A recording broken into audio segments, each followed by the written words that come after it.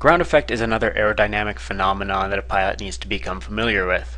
If a pilot doesn't understand ground effect, it's very difficult to land properly, and it can also be difficult to take off. For example, here we have an airplane that is on the approach to runway 9, and this pilot doesn't understand ground effect, has gotten close to the runway, and is continuing to float without touching down.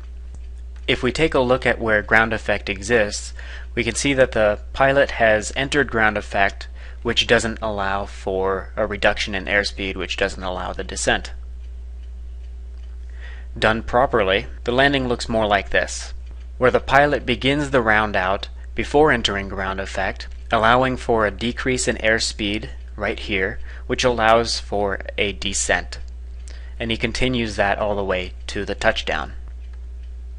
Also, on takeoff, if an airplane is overloaded, it may very well take off the runway. However, it may not exit ground effect. So let's take a closer look at what ground effect is.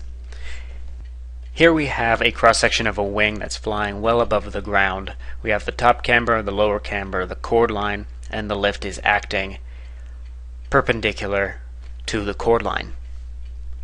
Looking at the way that the airflow moves around the wing, we have the lower pressure area here, we have the higher relative pressure area here, and that produces the downwash.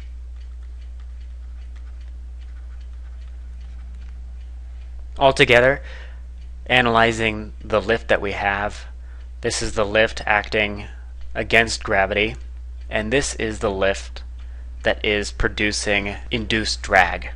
Now let's look at this wing as it flies closer to the ground. You could see that the downwash that was once coming down in this direction is diverted up. What that does to the lift is brings it up more vertically.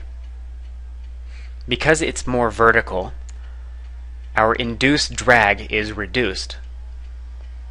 Because the induced drag is reduced, our overall efficiency is increased, which sounds like a good thing, but when landing it can make it difficult, and on takeoff it can give the pilot a sense of security that isn't there when they exit the ground effect. Another way to think about this that isn't as accurate as describing the induced drag and the downwash and all this is simply thinking of the wing coming close to the ground and forcing a high pressure area below the wing, kind of like a cushion. So it's forcing this air into one confined area, which produces more lift. Again, it's not accurate, but it's kind of nice to think about it that way.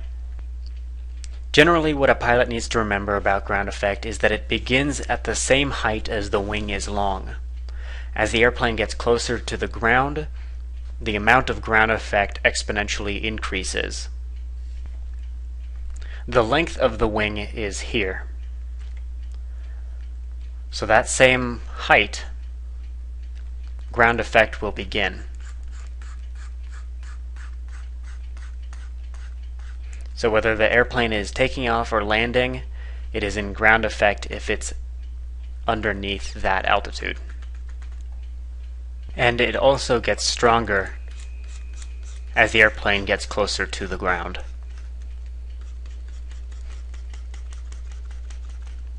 There are airplane builders that have taken advantage of ground effect to create a whole different type of aircraft. This is called an chronoplane. It's made by Russia, and it is not designed to leave ground effect. Because of the increased performance, this airplane is very quick, burns very little fuel. However, for some reason these airplanes, or I don't know what they are, I guess they're not even airplanes, have never really caught on, other than for recreational flight.